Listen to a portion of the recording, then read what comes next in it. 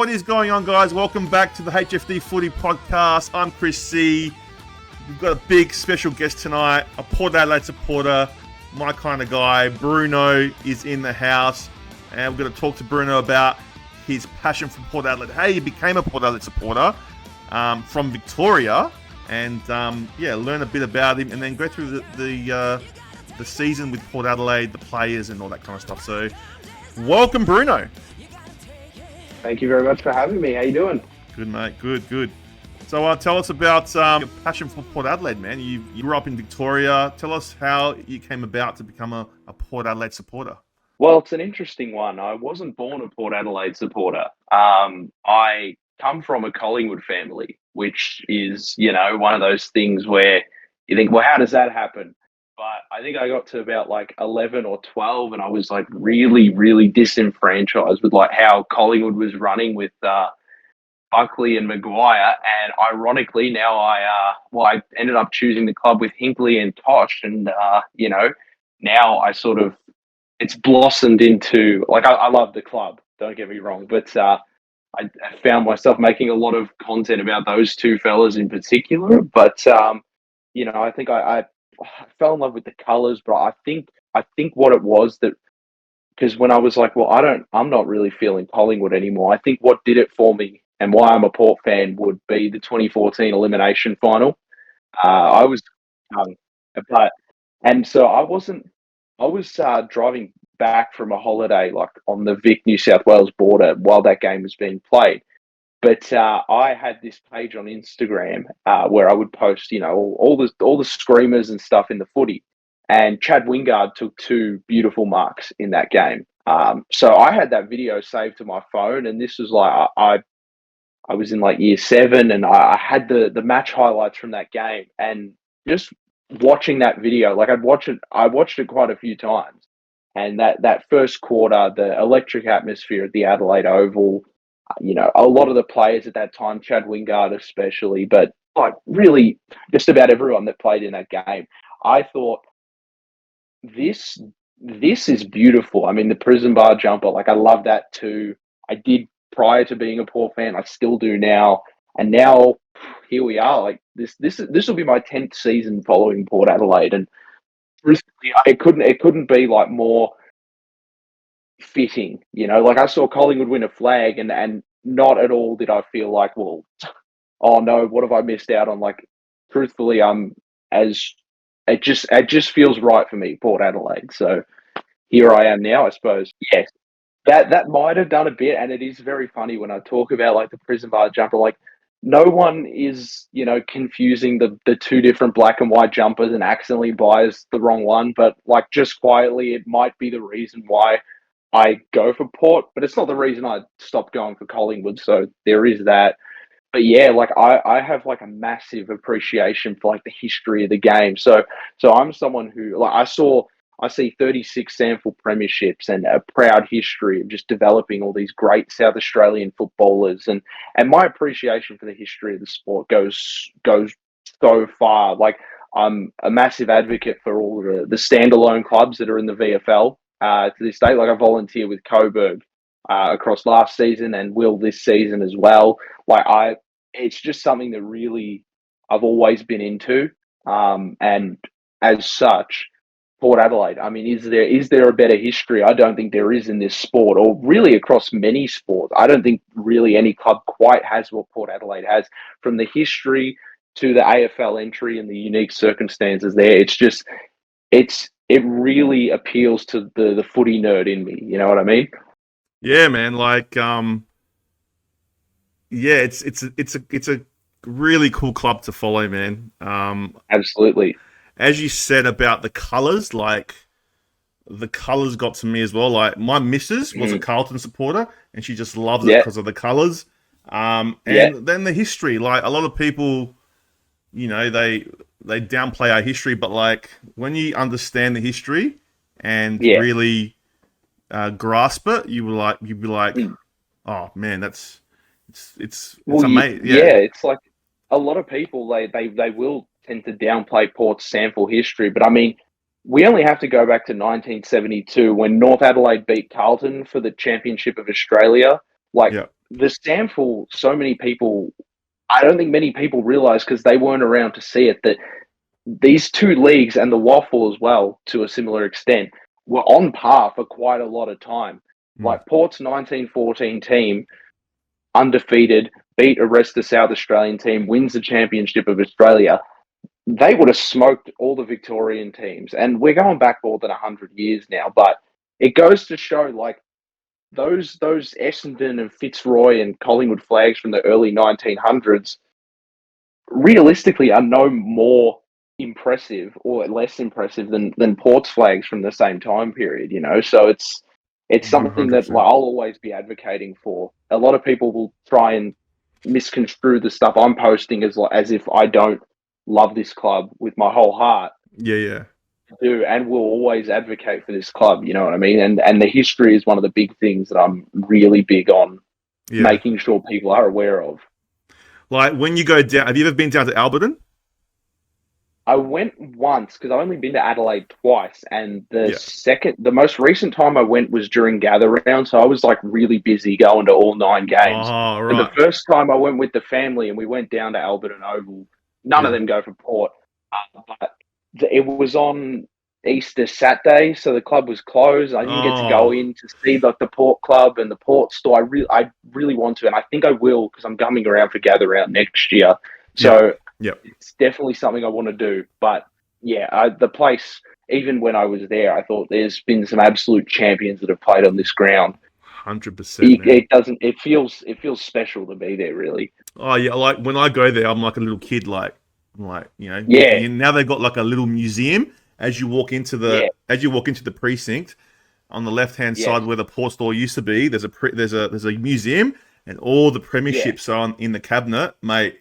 It like just makes you smile, you know, when you walk in there. So I've been to the National Sports Museum at the G a few times, but something dedicated to the club I support, like I can't imagine what that would feel like. I feel like I have to see it to really get to appreciate it. But it is something I plan on doing this year for sure. Oh man, dude, if I'm free, I'll meet you down there, man. We'll have a beer. Absolutely, man. Sounds good. Yeah, no. Look, what I do like about it as well, like always pay out the Crow supporters. So sorry, you Crow supporters out there, because they've got nothing.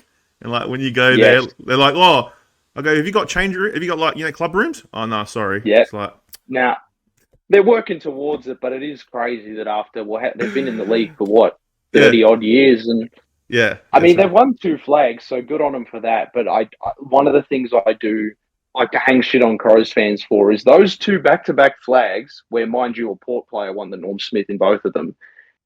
That's not their biggest achievement. It's us losing a grand final is their biggest achievement for some reason. I know. It's crazy. It is crazy. That's but hilarious. You know, that's how they roll, I suppose. It's 100%. I won't hang too much shit on them, but you know, like, dude, my mate Johnny G. So I don't know if you've ever seen him on the show. He hates. He got before we started doing all this. He didn't mind Port, but as soon as like we started doing this, I gave him so much shit. He hates Port more now because of me. So well, I had the same issue actually. I've only met like one family of Port fans over in Melbourne. When I was playing footy at my local club, Bundoora Park, and one of my teammate, his parents, I think his dad definitely was, his mum might have been, but his dad was from South Australia, Port fan, came here, and he had been playing with the team longer than I had. So by the time I got there, everyone there was hanging shit on me for going for Port, and I'm quite humble in victory. So I'm like, what are you guys doing? And they're like, oh, well, no, we're all like this because he was, he would give us a lot of shit. I'm like, well, what's that got to do with me? Why am I copying it now? But I mean, that's what being a footy fan's all about, really. You know, you get to hang shit on people. That's the fun, I suppose. Yeah, I love it, man. We it's good it's friendly banter, and exactly. That's and that's the good thing about it. But look, so did you you've read about the history? Did you 2004? Did you I know that you weren't supporting him back then. I don't know how old you are. You're probably a bit young. No, I was 1 year old. So okay. So it's a long time between drinks, and I mean, even if I had been born a Port Adelaide fan, I mean, I would still be just as hungry for a flag, because I would not have got to see. In fact, the earliest game I can actually remember and I mean, it's probably because of how extraordinary the result was, but I was 4 during the '07 grand final. So I remember that Oh more than man, some. I'll try to forget that. I'll try to forget it. So Yeah, yeah, it's oh, yeah, look, oh 04. I was what? I was 21 at oh 04, yeah. and yeah, it was awesome, man. The feeling you get Oh when you yeah. win a flag is like it's like no other. Like Oh, it's one of the best 100%. days, and Yeah. yeah, like. And we've been like, and you know what the sad thing is, like, ever since then, like, you know, we went through, like, after oh 04 and then, like, you know, 2005. Pretty quick drop off in '05. Yeah, yeah, it was, man. And you know, we went through the dark days, the real dark days Hmm. before Hinkley came in 2013. So, you know, I Yeah. used to go to Amy Stadium or Footy Park and Mm. you just sit there with, like, no one. And it Yeah. was so sad to see. We've got you know, the people, we've got people paying us out about the tarps and all this that came from that Yeah. era. But you know what, man? You look back and you look now, and it's like, wow, like even though we went through that shitty stage, and Mm. you know, you can appreciate what we have now. Like that's how I see it. Yeah. So 100%. It is funny, actually, you mentioned the tarps because one thing I want to say, and I've been thinking this for a long time, everyone will give shit about the tarps, but hear me out on this. We were the pioneers of this because I go to games at Marvel Stadium sometimes. I tend to go to as many Port away games as I can. yeah, And the amount of times I see the North Melbournes, I went to a Melbourne game at the G where we had more fans there than them. But the amount of times you'll see the top deck at Marvel just empty, closed off, no food vendors, no tickets sold up in that area. I think why is no one hanging shit on this? Why is no one hanging shit on the fact that Brisbane have blocked off entire bays of seats for that video screen behind the 100%. benches? Every club was doing it through COVID, which fair enough. There couldn't be crowds there, but I've always found it really strange that people cling on to these tarps. I mean, maybe it's just because they don't really have much else to hang shit on us for, which I'm grateful Correct. for. You know, we never properly bottomed out. We haven't finished last in the AFL, but tarp hate massively overrated. 100%, man. Like you got to remember, like you know, won all these premierships. Mm-hmm. Where you know we're a very successful club, and people that hate us. There's a lot of people, especially in Adelaide, like your Glenelg Mm-hmm. supporters, your Sturt supporters, all these SANFL clubs Yeah. hate us, and Oh, absolutely. and then when they see something like that, they you know Mm-hmm. it's Oh, an yeah. easy target, man. So Yeah. um, It definitely it is very similar to the attitude towards Collingwood here.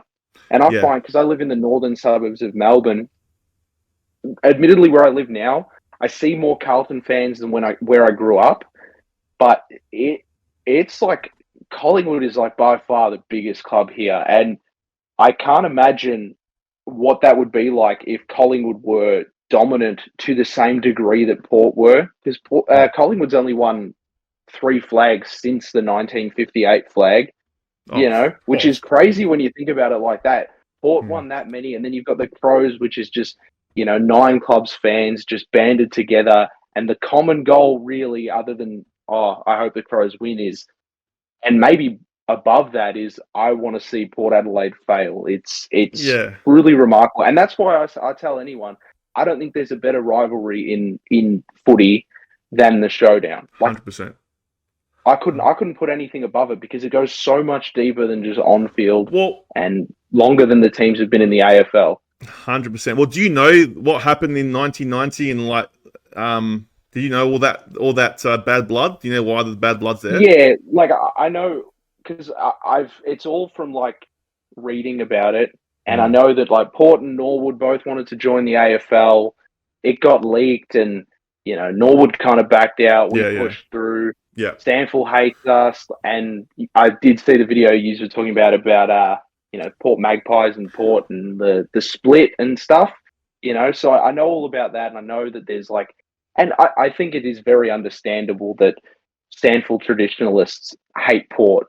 They It do. makes sense. It's perfectly fair. And you know what? I will take that because at the end of the day, we're the one playing in front of 50,000 people at Adelaide Oval. They're playing it in front of a couple. a couple 100%. hundred people at Unley Oval or wherever the hell they play games in the Sandford. On the oval, well, no, man, like, yeah. So, what is your take? Like, so you mentioned that video that we did. Now, I was having a discussion with my one of my best mates, KP. We did the whole channel together. Everyone knows KP, and he was having a go. He's a Crow supporter, and we just had a discussion. A lot of that was, it was put on a little bit to razz up the people. Oh, yeah. But there are people that generally have that viewpoint, and even more sensationalistically than he does. I don't even know if that's a word, but because I did a video about this as well on my TikTok. It started with me talking about how Redcliffe moved to the NRL, and I was talking about how you've got Port Adelaide as a 20+ year case study on what happens if you try and stray too much from the brand of a existing powerhouse club in the local competition. When you move to the National League, they drop the Redcliffe name. They're just called the Dolphins, and they've added gold to their colours. And my contention was, I don't think this is wise to do, because you're not going to attract opposition fans because everyone knows you're Redcliffe, but your detractors are going to really lay into you because you're not existing in the exact same capacity that you were prior to joining the National League. And a lot of people really clung to my brief mentionings of Port Adelaide in this, and they were going on about, yous aren't the same club though. And I'm thinking, well, it's pretty easy to follow. Port Adelaide Football Club moves to a different competition. Every Victorian club in the AFL has done this when they moved to the VFA to the VFL. It's not like they just were formed when they joined. It's pretty straightforward to follow. But apparently the fact that we changed nicknames and colours, which again, a lot of clubs in the AFL have done over the years, the fact that we did it at the same time, it baffles people. But the legal entity is the same, Port Adelaide Football Club Limited. Magpies formed to replace us.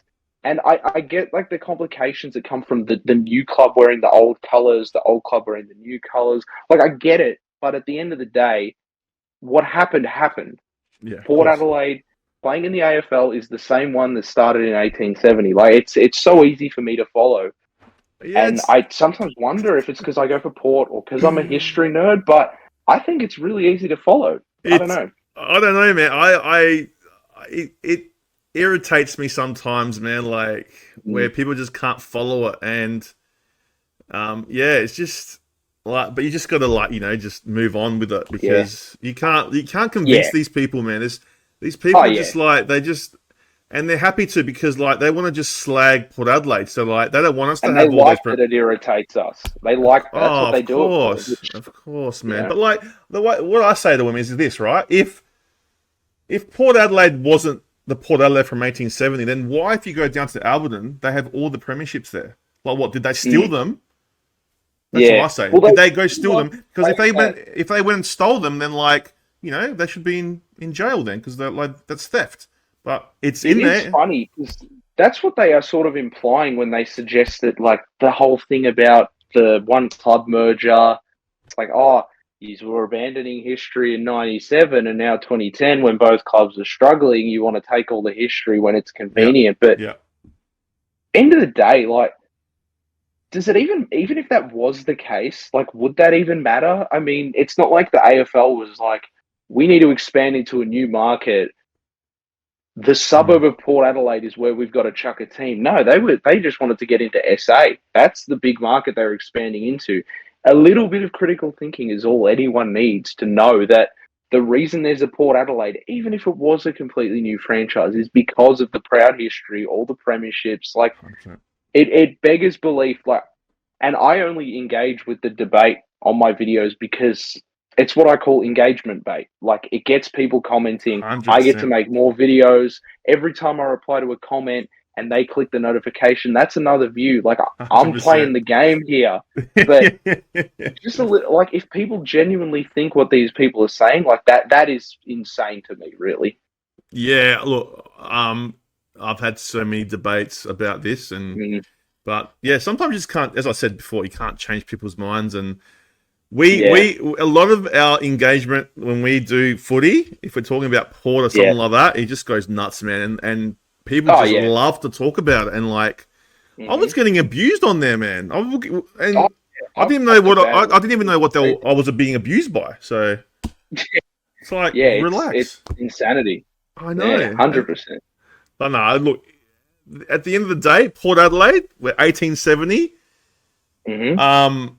The problem was back then, I think, was the hierarchy that went into the AFL. They wanted to separate from the Magpies because they wanted to branch out to broader or further out than Port Adelaide. So they wanted to get people in different suburbs, or do you know what I mean? So like, Or and then different states such as myself. I mean, the teal correct, is eye-catching. It's probably a part of why I do support Port Adelaide to this day. correct, So I guess it's worked in some aspects, but yeah, when I did the Redcliffe video, and I'll reiterate this point as well, is that you can't you can't disenfranchise the rusted on fans because frankly they are the club.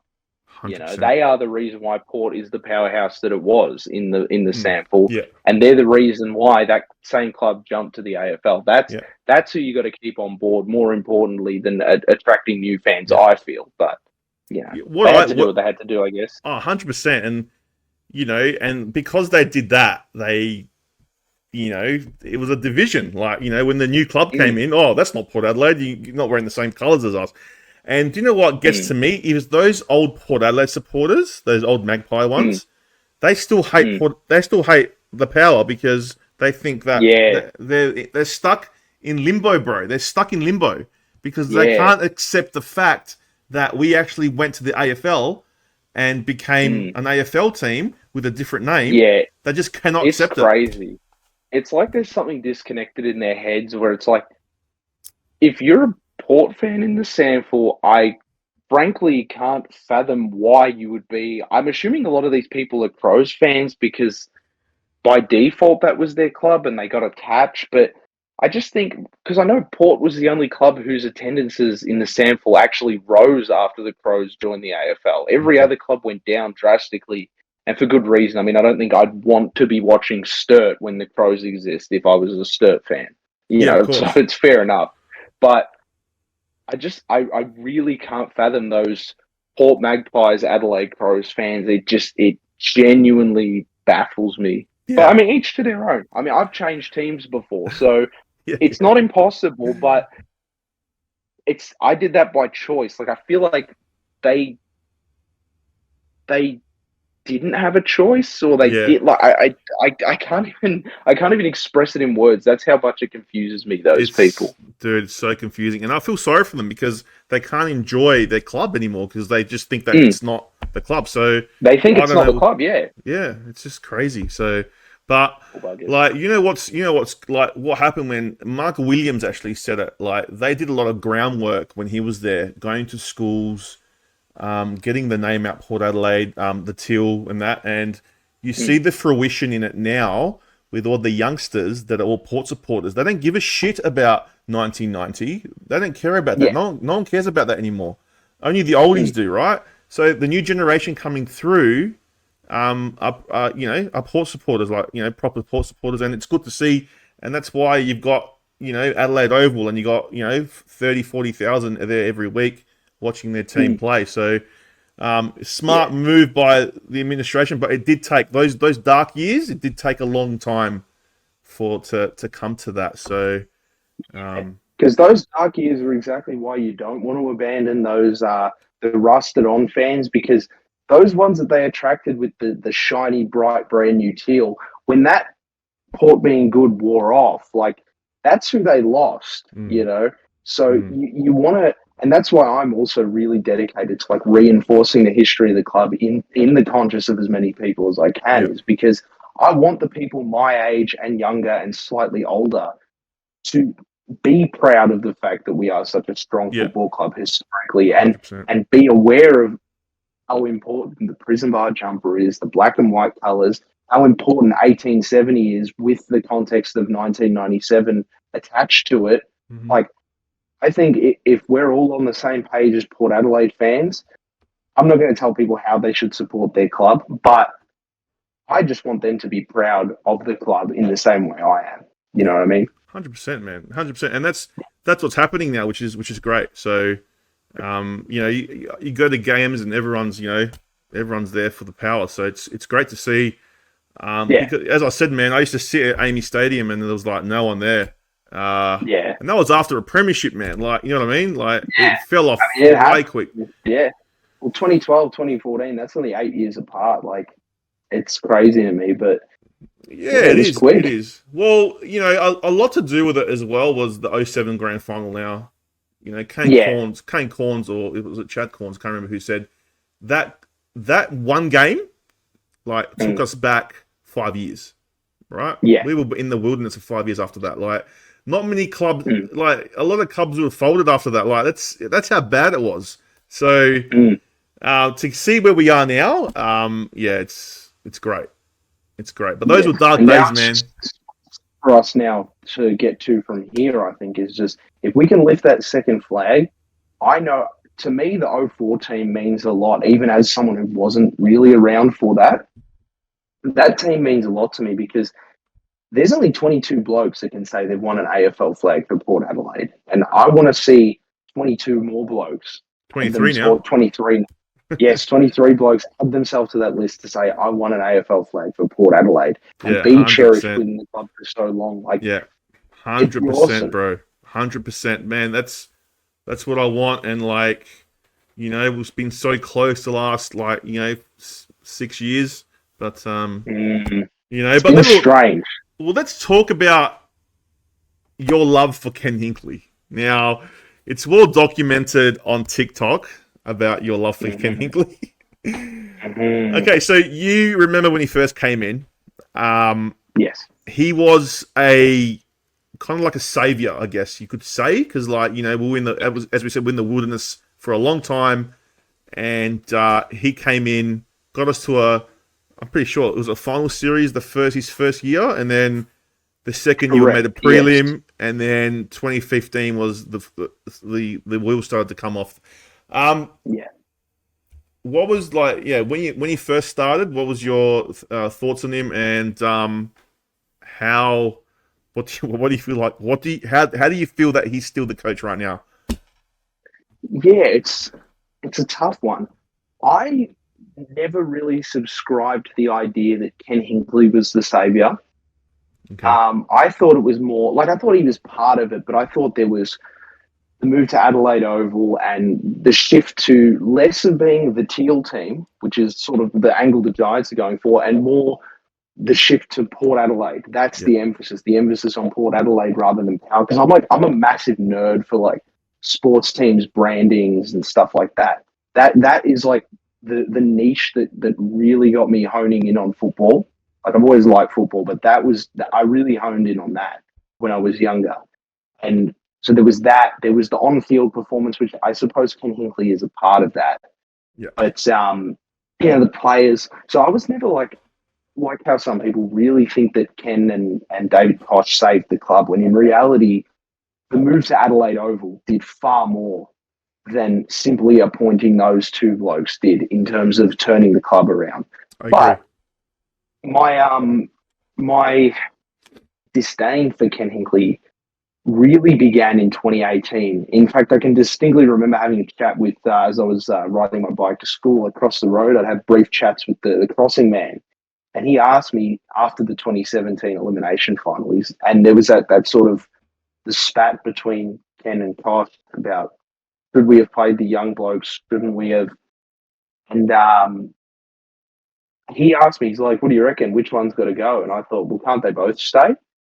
So I was very much like on board with them. But 2018 was the one for me where it was 11-4, and then we missed finals. And for context, we had a one-game better record than Carlton did in 2022 that they missed finals from. They were 10-4 and then 11-5. They got to. So we were 11-4. And we missed finals from that. And there was the Ben Brown game where he kicked 10. And I thought, okay, something's got to give here, because I wasn't saying at that time we got to get rid of him necessarily, but the shiny new toy factor really came off, and 2019 No. just more mediocrity. It was painful. That was painful to watch because it wasn't quite like when you're supporting a garbage bottom of the barrel team, you can laugh about pick one, rebuild for the Yeah. future. But Yeah. 2019 was bleak, even with Butters, Rosie, Dersma, Drew coming in. It was still bleak. And then I was like, okay, I don't like this guy here. And then we went up. We went up 2020, and I was all Uh, aboard because we were top of the ladder that whole season. we were. Round one to the end, every team that's done that won a flag until 2020. And we missed it. I thought, this is our golden opportunity. Let's grab it with both hands. And we lose to one of the all-time great teams in Richmond by only a goal. So I it's know. like, Controversial. sucks, but Controversial as well. yeah, was. But I remember distinctly the end of that game. We did have an inside 50 entry. And I just recall the only player inside 50 was one of our small forwards. I forget who. He was outnumbered 2-1. And I just like, Was it oh. Was it Ebert? No, not Ebert. It could have been. My brain's thinking Sam Gray. It Oh wasn't yeah. Sam Gray because he wasn't playing for us in 2020. But I saw this so many times where Sam Gray was our target inside 50, and Yeah. it might have been like Jones or something. I really can't remember who. I remember seeing that and being like, man, you know. But like, I could tolerate losing to a dynasty team, just like Hawthorn 2014. It's like it sucked, but they're a good team. But then 2021. Ooh, Oh mate. Oh ooh. mate. I was at that prelim, bro. I was there, and I was at both actually. I was at the 2020 prelim and the 2021, and I just can't like. It was unforgivable, man. Oh yeah, like That I that mean, prelim was unforgivable. I want to ask you actually, what was? I'd like to know because I obviously didn't get to either of them with travel restrictions and stuff and Yeah, yeah. all sorts of. Um, was there a different feeling around the ground? Because at the end of the day, I Was. suppose the stakes are the same. A grand final place is on the line, and a non-Victorian grand final against a Victorian opponent is what was at stake. But what was the feeling like around the ground between those two games? Because that's what interests me the most about it, I think. All right. So 2020 when we played Richmond, it was I felt there was something magic about that night. There was I don't know. Mm, I had it in my head that we're gonna win. Like I don't know why. And then when we lost, I couldn't believe it. And it was yeah. so close, and it hurt. The Mm, 2021 game, it didn't feel like something was off, man. Like even when yeah. even when you watch it back on TV, something's not right. There, I don't know what it is.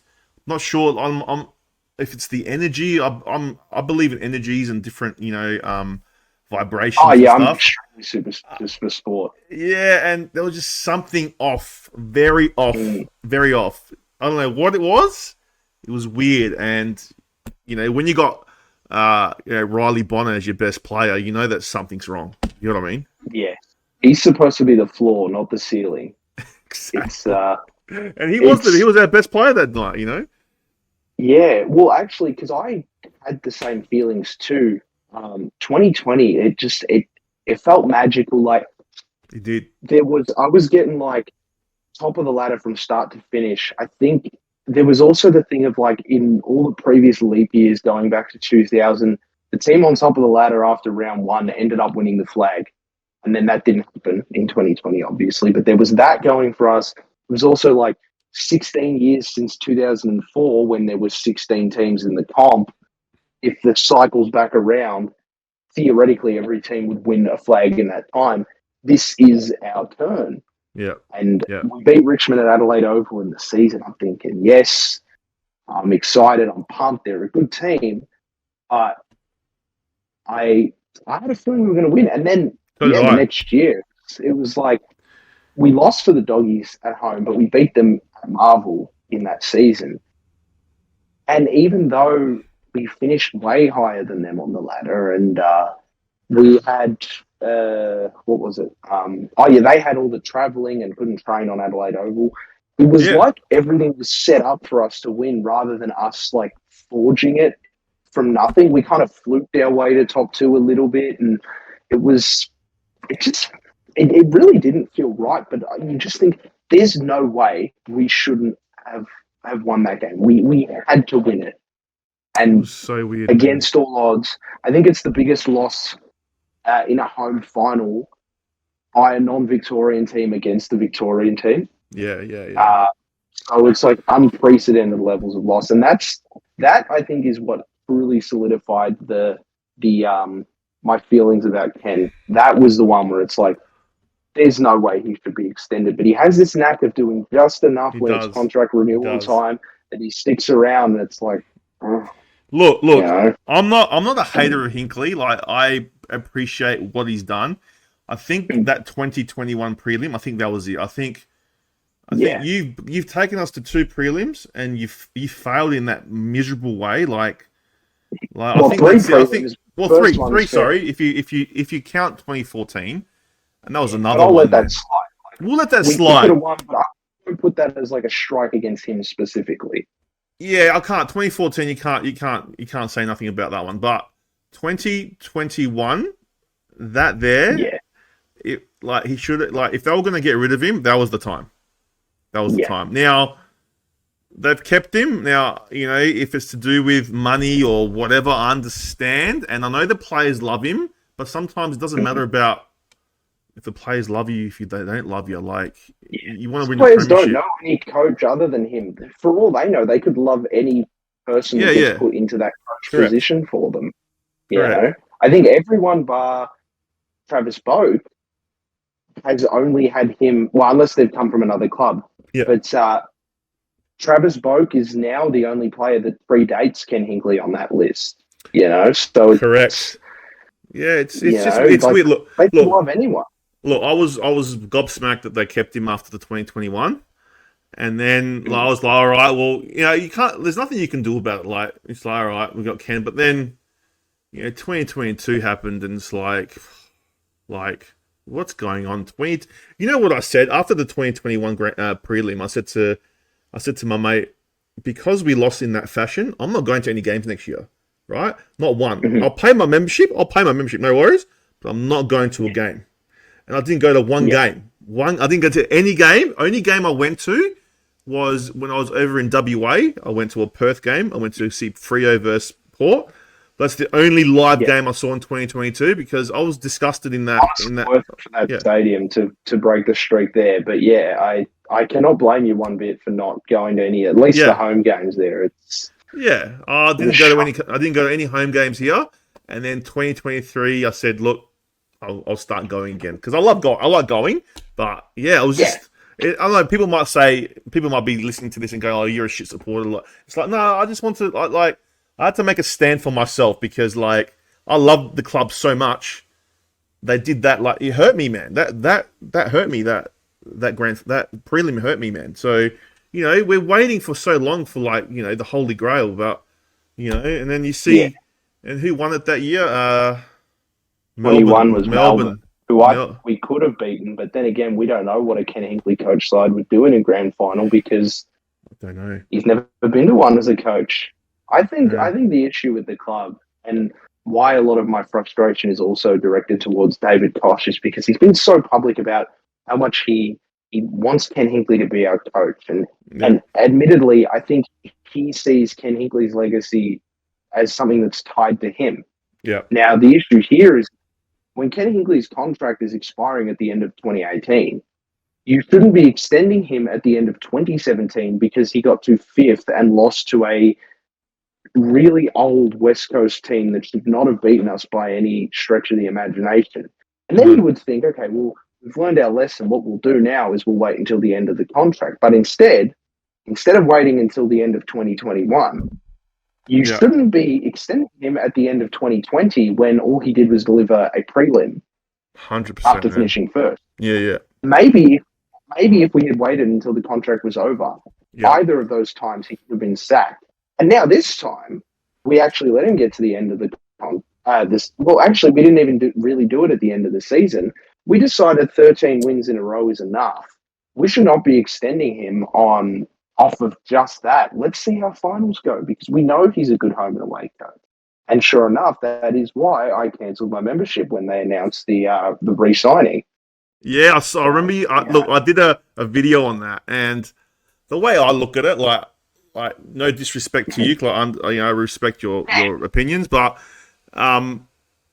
there's ways to get back to the club, but like because I went through the whole, those shit years, I just think like memberships are important to the club's survival. So and I understand that's like a stand against Ken Hocking, but I think there's other ways you can do it. But that's my opinion. But yeah, yeah. Well, like I do definitely agree with that, and I think the stand that you made of buying the membership but not rocking up is the better way to go about it, because the empty seats do tell a story, and you are still, providing your support to the club. Yeah, correct. But what I will say is that, at least in the context of my individual membership, my membership was not like an 11 home game access membership, and I still would rock up to away games as a non-member, and I still purchase quite a bit of merchandise. I mean, my most recent purchase from Port Adelaide is I spent $235 on a sample jumper to get that sent, the Indigenous jumper this year. Oh, yeah, cool. So my money goes to the club in ways that aren't membership. Yeah. 2023 was my first year being a club member, and it was just a KO membership that I split 3 ways with my dad and stepbrother so that we could watch KO. Yeah. They're not Port Adelaide fans.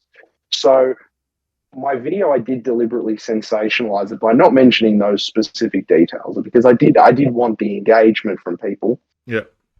But I feel the club, I think, announced record membership before I did that, and I figured, why don't I have the audience where I'm going to persuade hordes of people to cancel their membership? So I thought, no harm done in my method, but I do also 100% see your side of it, because again, you were there during the dark days. Yeah. It is something where everyone's got their ways of protesting how they feel about the club. 100%. And for me, that was the one, because I figure I'm not pulling thousands of dollars away from them. I'm pulling away $200, of which I spent 70 odd. That's fair to enough, be a man. member this year. So, yeah. Fair enough, man. I understand like the frustration, and a lot of you're not the only one. But at the end of the day, like the way I see it, like there's nothing we can do. Like there's not, and we have to deal with Hinckley for another 2 years now. Look, I'll tell you right now, there's nothing more I'd love to see than Hinckley get a premiership. Like, I'd be so happy for him if he does it, because I actually like him as a guy. Like, I don't mind him. I like that. I would love to see that for him, but it's very hard to see it after what we've been through. So it's I would be the most conflicted person on earth if he were to jag a premiership, because after everything I've said, I mean, I had people prematurely going off at me because I said we'd go out. Well, I thought we'd go out in a prelim, but I said on the eve of finals, we're not making finals because we have to play Brisbane in the first week of finals, and then either play the Giants or Collingwood, who are better primed to win a flag than us. And people were going off at me for that. I think if Ken pulled a premiership, I might get assassinated by someone. That might be. I want to see Port win a flag more than I want to see more. I want Port to win a flag more than I don't want Ken to win a flag. It's more that I just like you, I can't see him being the one to deliver it to us. Yeah, he's had his chance. Correct. Yeah, correct. I agree with you, but look, stranger shit's happened, man, and look, we're going to look at the team now. Like, we'll have a quick look at the team, and then talk about this year and what our predictions and that are going forward. But look, this year, look, we'll talk about the finals last year. They went in with injured players. He went in with injured players. Who was injured? Dixon can't run. You had Todd Marshall had a hip problem. You can't take. You had Ollie Wines wasn't right. There was a few others that weren't right. If you go to Brisbane, you're going to get done taking injured players. Okay, So, Well, yeah, I think that's a big reason why we actually fell off in 2022 is oh, there is no worse start to the season than playing Brisbane in round one. While it's still hot, it's and 100%. I fear for Carlton this season because they have to head up there for opening round. It's I I don't see them like being in the top eight after 5 games either, to be honest. Yeah, 100%, man. Um, but 100%. coming into five when everyone's banged up and they haven't lost a game in Brisbane all year, it's Yeah. there's no harder task really. Nah, there isn't. There isn't a harder task, and it was tough, and you could just tell our boys weren't. They were just spent, man. Like that to get 13 in a row is a good achievement, but like, yeah, like if you're not, it's all about timing as well. Like if you can't time it right, and it's everything has to go right to get a premiership, then you'll fall off. And our timing was terrible last year, terrible. But the 13 in a row was nice. They did address. Oh, it was fun while it was happening. Yeah, it was. But our ruck stocks, we had who was in the ruck? We had no one in the ruck. Like Lyset was out for most of the year.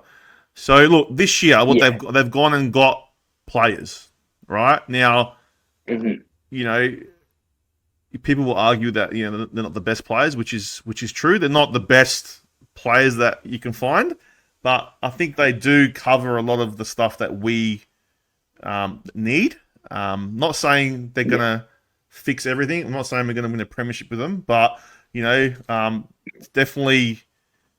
I just don't think there's no excuse now. There's no excuse. Like Hinkley this year, there's no excuse. That's why I see it. So he's coached longer than any coach that never made a grand final. So it's now it's always he hasn't had the tools. It's like now he has the tools. Craig McRae could coach this team to a premiership. Yeah, 100% he could. If he could coach a team with Billy Frampton in it, and I love Billy. If he could coach a team with Billy Frampton to a flag, he could coach anything to a flag. Especially 100%. A team like this, which I think is more well-rounded than Collingwood. I think the star power is a little bit below in some aspects, but it's well-rounded. Frankly, if and I think we're an improved side, but my biggest fear is that other teams have improved more than us, so we might slide down the ladder a tiny bit. But yeah, there really is no excuse for Ken Hinkley not to deliver with this list. Nah. So they got Esava Redigalia. I mean, injury prone, but big body. Brendan Zerk Thatcher. I mean, he's a so-so defender. I do like the rucks they got in, the Ivan Soldo and the Jordan Sweet. I do like Ivan Soldo. I think he's a good ruckman, and Jordan Sweet is very athletic. So those additions, I think, should help. Now, how they blend in together and work together, I don't know. Now, they did have an intra-club game last week, and I was listening to Warren Treadray just before on the radio, and they were saying how they looked really good. So Ivan Soldo looked really good, looked a lot better than Jordan Sweet. Esava Radigalia looked good before he went down with injury. Sorry, what was that? I think it's to be expected that Soldo is probably going to come in as our lead ruck this year. Yeah. He seems to be more AFL ready. I know Sweet did dominate at VFL level this season, or last season, sorry. Yeah. But yeah, Soldo, because the key backs and the rucks, I think, were the two areas that I thought this needs addressing. And I am quite happy that was addressed. I think that would be the key to making this a potentially premiership winning list, provided players improve and other players don't regress too much. That's the key thing. And I think we are primed for it, but only time will tell, really. Yeah, that's right. And, so we got Mish Georgiades coming back. I'm not sold on Dixon. Yep. I'm not sold, I'm not sure if he's going to be any good for us this year. So I'd rather play, what's his name? The other young dude? Lord? Yeah, Lord, that's it. Ollie Lord. I'd rather play him than Dixon. I thought he was great in that Brisbane game. Yes, he was. Frankly, I wouldn't be too disappointed if Dixon got delisted. It's a hot take, but I think the stuff that he said about fans, particularly the one where he's like, well, they can have their 2 cents, but at the end of the day, it's worth exactly that 2 cents. Yep. That one really irked me because I thought when we buy memberships, that's paying his exorbitant salary, which he then uses to fund his hobbies, such as his car collection. 100%. He should be a little bit grateful of the people that are paying to fund his and Ken's contracts and play for them a little bit. Like I know, like these guys are people; they exist outside of the game. But to me, that's irked me a little bit, and the fact that he's so injury prone, he's getting old. We've got young stocks that I think the return on playing them is worth the potential loss of not playing Dixon. Although I don't think it's really a loss because he is a little bit of a liability with his injury history. I would be, if I'm in charge, I'd be saying, well, you know what, I think we give the keys to the forward line to Georgiades, Marshall, and Lord, and Dixon. You come in if there's injuries. That's what I would like to see. Well, I The fact reckon that he's not going to have might think be helpful for him. I don't think he will have a full season, to tell you the truth. I just don't think he has the legs to go anymore. Yeah. So that's probably what's going to Not happen. filling it in the ruck would probably help him in that regard, I think, because he's not going to have to be doing so much jumping and landing on his ankles and stuff. But yeah, I couldn't see him playing, 23 games. Nah. There's no way that happens at all. Nah.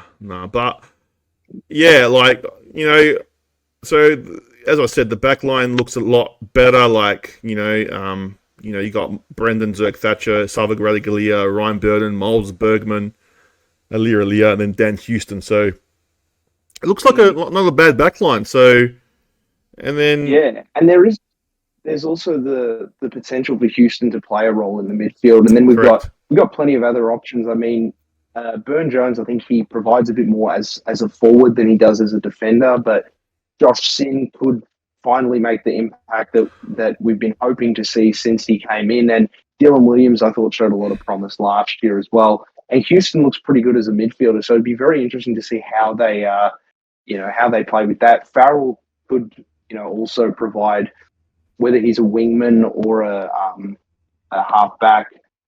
Same deal for Bergman in that. The rotations are really what excites me because there's a lot of scope for a lot of players to come in and play their role depending on the needs for the team on that given day, I think. 100%. There's a lot of depth as well. Like you've just mentioned Dylan Williams. I mean, I've got a list here of the best 22 and he's not even on it. So to me, he's on the best 22. He's a sharpshooter. Like he can hit you on the tit, you know what I mean? So he's not even on this list. So if you can't squeeze Williams into the best side for the year, no, he's not. He's not in there. Solid. Yeah, man. Darcy Brian Jones. Look, I like him, but I reckon if you put in Francis Evans or a Quinton Narkle, they'll do better than Darcy Brian Jones.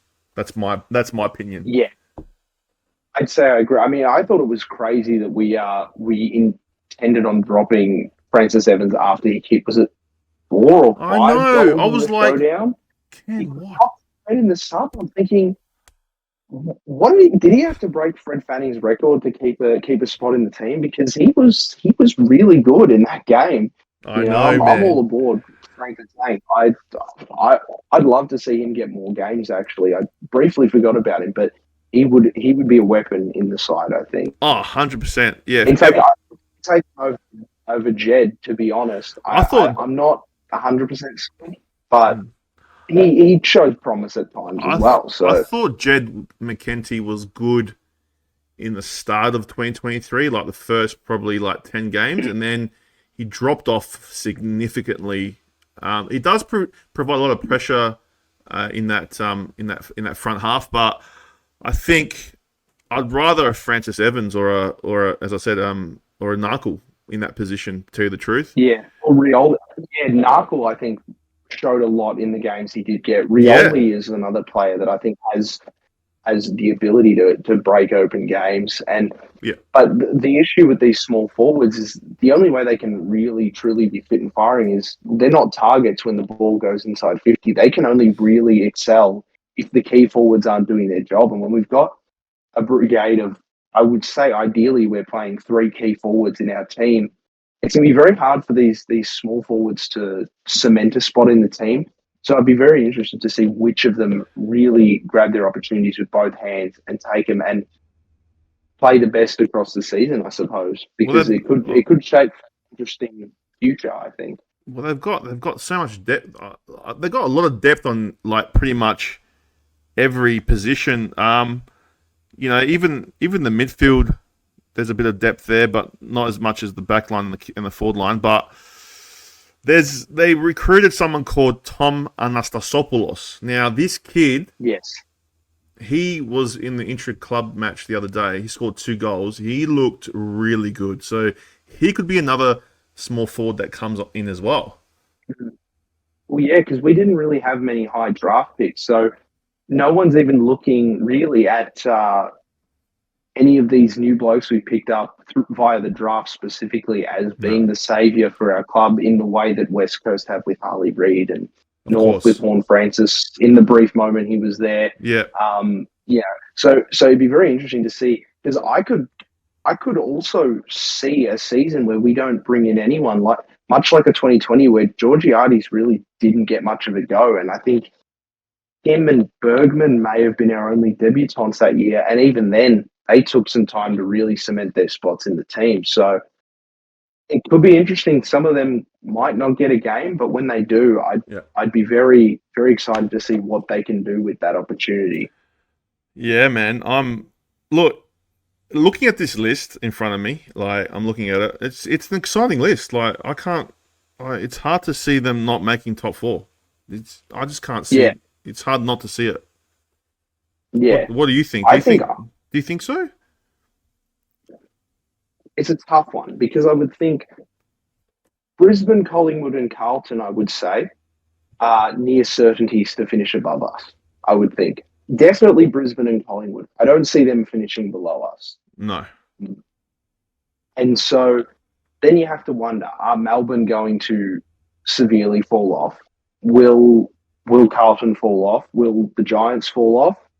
Those are the ones that I see having the best chance at overtaking us. But there is also the scope for the Doggies to bounce back, or St Kilda or Adelaide to continue their rise up the ladder. Will 100%. They get above us? And then it becomes a question of, because I'd say as a team, this team looks better and should improve, but it is going to come down to luck as to whether the Essendon and Sydney games of the year, whether we've got the right people punching the ball away or not punching the ball away. If we lose those games, we don't finish third. Or maybe we do. I can't quite remember how the ladder panned out, but true. A matter of 1 meter would have wildly shifted who plays who in finals. Oh yeah. So it's going to come down to whether other clubs have improved more than us to jump on top of us, which is why I wouldn't be too shocked or disappointed with missing the top 4, provided we can be fit and firing in finals, because it was alluded to that perhaps on the quest to win as many home and away games as possible, there were murmurs from Xavier Dersman, I think from his dad as well, that he was perhaps rushed back from his PCL injury in the hunt to win those home and away games, whether that was directly to extend Ken's contract or simply just to we're in win now mode without thinking about finals. Whatever the case, we don't want that to be happening, and that's why I'm content with this team not making the top 4. But if we're not making it to a preliminary final, that's when alarm bells are going to start ringing to me. So I'm not going to have a full assessment on how the season's panned out until it's over, to be completely honest, I don't think. Unless we completely bottom out, which I don't see happening. It's going to be an interesting season. It's going to be very interesting how he uses this team. And, like, he's got, as I said, man, before, he's got the players now. There's no excuse.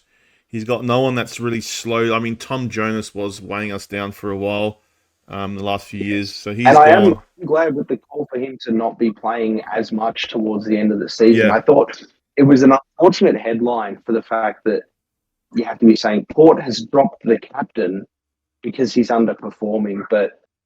And then it becomes a question of should he have still been the captain? But on the topic of captaincy, actually, I'm very intrigued to see how Connor Rosie goes because I felt that Boak's best football was played when he wasn't the captain. I would also say the same for Tom Jonas. I think in 2018 he was an elite defender in the AFL and should have been an All-Australian. I still 100%. maintain he had an equal or better season than Alex Rance, at least in the home and away season, and probably should have gotten the nod over him in the side in 2018. Yeah.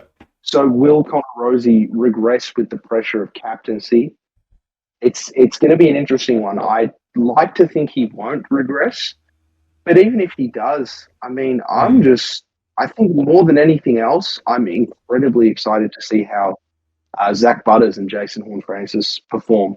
I think the Hornet, my favourite player last year, I think he was an absolute joy to watch. He was, wasn't he?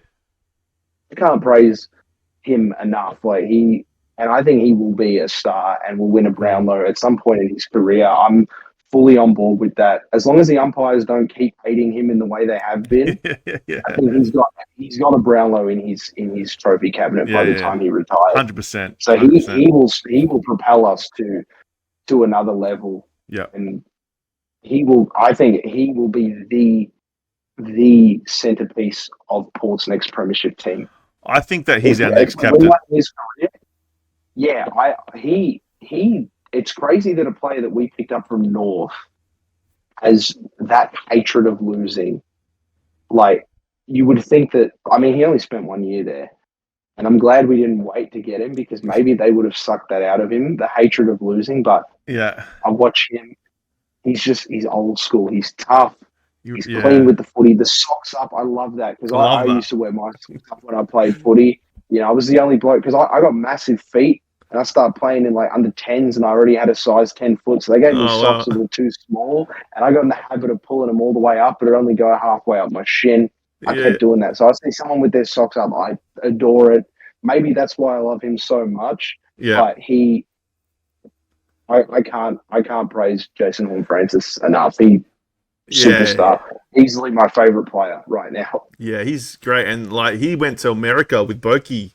So, you know, he's learned to run properly. What the blokes who did that last year did. They were all man. I mean, has nearly won a Brownlow, for goodness sake. 100%. I mean, actually, he didn't poll as highly as I thought he would. No. But he won the coach's MVP. I think that should be considered a higher honour than the Brownlow, I would have thought. So, well, look, as I said, man, he's in there, and then you got Connor Rozee, Zach Butters. Like, when I'm at the game, right, I'm watching from the stands, and Connor Rozee or Butters has the ball, I'm very content. Like, I'm not scared. Do you have that feeling as well? There's not a lot of players. Yeah, there's not a lot of players I have that feeling with. I think Dan Houston is one of them as well. I mean, obviously the Essendon game, and I was at that game. Oh, were you? Surrounded by Bombers fans. Yeah, it was. I don't think there's ever been like a crazier moment in my life than when that happened. I lost friends that I went to the game with because I sprinted down from the top deck. It was phenomenal. But him, when he gets the footy, I just know it's going where he wants it to. And I don't think I've really had that feeling with any other player other than, well, obviously those guys. But not since, I think, Paddy Ryder taking a set shot have I ever been more confident in what a player is going to do with the footy. It's those guys, I think it's just, it's beautiful when they have the footy. That's right. That's right. Calm. If they're the centerpiece of our team going forward, I don't think there's a better centerpiece. I don't think there's better. People talk a lot. I mean, it's more relevant in basketball about like the young cores. And I follow the Thunder, where we're a club where that's something that's been talked about, you know, good young core for the future. But if ever there was a team that had like an equally promising young core in the AFL, I can't see one that's a combination of young and extremely proven, more so than Port Adelaide. Like, I know Carlton's got Sam Walsh, but in terms of a young core, it's not as big as Horne-Francis and Rozee and Butters. That's why. Yeah, that's why I can't see. Like, I can. Yeah, like, it's hard for me not to see top four here. So now, look, what's your predictions this year before we go? Predictions and like premiership. Who do you think's gonna win the premiership? And what are your thoughts on the 2024 season? Like, do you reckon Port's going to be up there? I think I'm feeling after the home and away season, I'm thinking we finish fifth. Fifth, I okay. would also think, because if we finish fifth, that would mean we're playing the team in eighth at the Adelaide Oval. And I know we're not great at night games at home and all that, but frankly, I'm going to be a little bit optimistic here. I'm going to say, as well as being realistic, I'd say a preliminary final is where we get to. Yeah. It's going to come down to who we're playing in that preliminary final and where it's being played. It's a bit of luck in that regard. So I haven't got us winning the flag. I think as lazy as it is to go with the reigning premiers as my premiership pick, and admittedly I did the same because I didn't see a team jumping Geelong last year. I thought they'd keep being good. But Collingwood feel different. They feel like they're at the start of something. I don't think we're beating them to a premiership this year. I think they're the front runners, and it's going to be a similar story in regards to Brisbane, with Collingwood just getting to play at the G. I think you can't go past Collingwood for it, for me. Yeah. But I'd like to think that we can actually get to a preliminary final this year. I know how we go in preliminary finals thus far, but I couldn't be too disappointed if we didn't get past the preliminary final stages here. But 100%. I'm rocking with fifth and a prelim. What do you reckon? If you had to give like an exact spot on the ladder, which one are you thinking? Dude, as I said, man, there's no excuses. This list they've got now, this is now or never. So to me, they're going to finish top two. Yeah. But are they going to look? I reckon they can with this list. Now, Yeah. a lot of stuff has to go right to get to that. But yeah, I don't think they're as good as Collingwood yet. But look, man, it's as I said to you, it's if they don't make anything's possible on the day. If they don't make a grand final this year, to me, he's failed.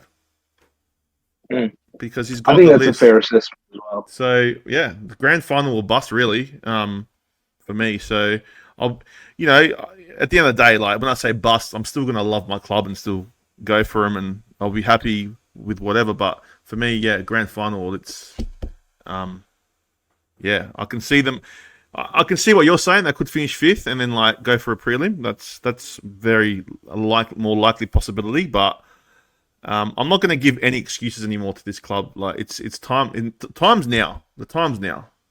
Yeah. 100%. So 100%. and it would be nice to give Travis Boak a flag. Yeah.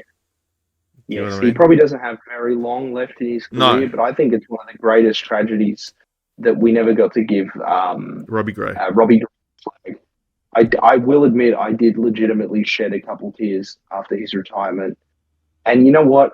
Maybe it's one of those things where his individual brilliance has probably saved Ken Hinkley's ass enough times over the course of his career, Robbie Gray. Yes, man. It would have been very nice for him to have, gotten to see one. And I think, and there's a lot of players like Westhoff as well. Like lots of players that didn't get. But Robbie Gray's that one. Robbie Gray's that one. Like you really wanted to see him get one. So yeah, I mean, I and it could be recency bias, but I think he's our best player at AFL level ever. But that could very well be because I never got to see Fred Ray in his peak. I think I got a chance for both.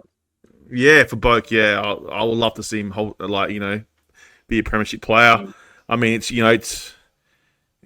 a tough ask, because it's going to be tough to get there. But look, as I said, man, the team that they've got is they can do it. Like now there's the Ken Hinkley factor, which it's in the back of my mind, going, no, he can't do it. But it's the prelim with him. Look, I reckon if he makes a grand final, like if he gets there, I reckon we'll win it. That's what I think. If we can get there, he has to get there first.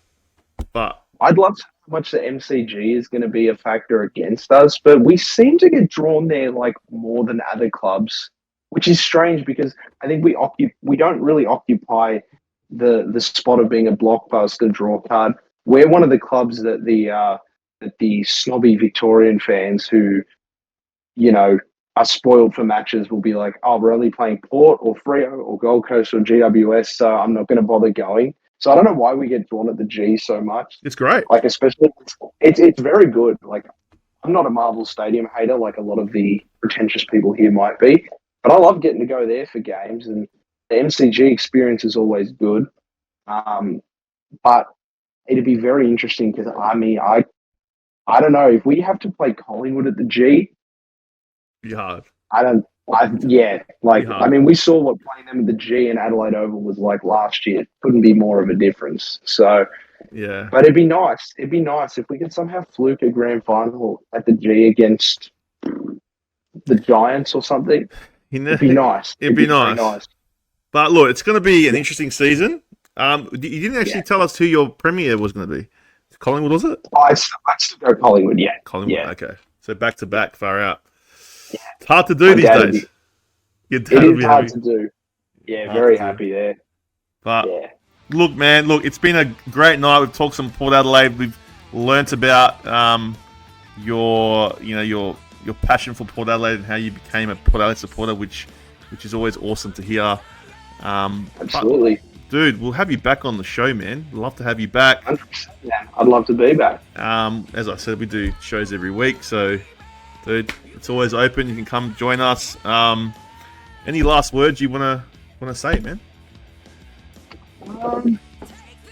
What I will say, I love this club, and I hope no one ever misconstrues my disdain for Ken Hinkley as not loving this club, because it comes from nothing more than my love of the club, I think. So as long as if there's people that are familiar with me and have watched this, if there's one thing I want them to take away from me specifically, it's that I love this club, and that's all I want. I want success more than anything else, I think. And hopefully we're primed to do that very, very soon. Future looks bright. We'll see. 100%, man. And hopefully one day we can have a beer at Adelaide Oval watching Port go at it. Absolutely, man. So, well, I'll be there for the gather round. So I've got tickets to 8 of the 9 matches. I don't know why they put Richmond at Norwood Oval, but I'll be there. I'm there in April. So there you go. So hopefully you can go down to Albert and check it out. Absolutely, man. That's the plan this time round. Yeah, go check it out, man. Look, thanks for joining us, man. Really appreciate you coming on. Go the power, man. On the bed. Guys, thank you very much. Thanks everyone for joining us. Don't forget to like, share, subscribe. You will be seeing Bruno probably more around this year, so hopefully come on the shows. Thanks again, man. Take care, and as I said, go the power. No worries, you too. Have a good one. Count the bear. No worries.